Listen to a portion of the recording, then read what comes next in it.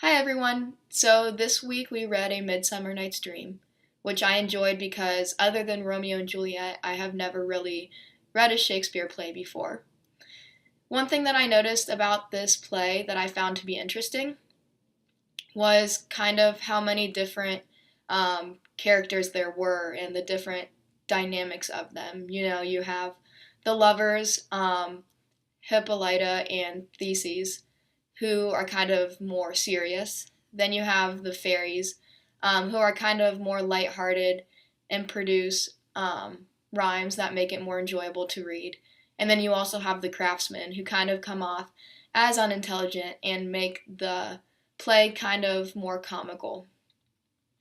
I think one of the values, or I guess that's more of a concern from this play, is a difficulty of love. And I think it's shown all throughout the play, even early on when Hermia and Lysander aren't allowed to be together. And Hermia would actually be punished pretty severely if she were to be with him.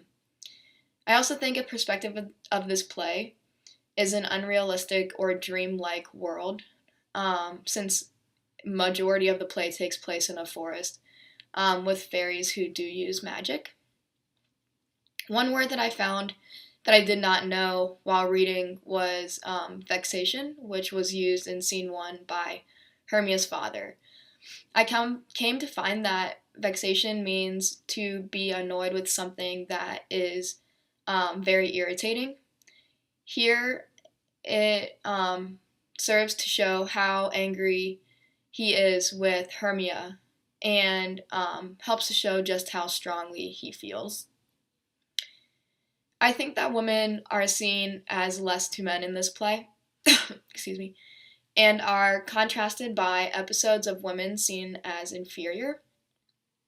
For example, Hermia is told who to love by her father, showing that he tries to exert his power over her.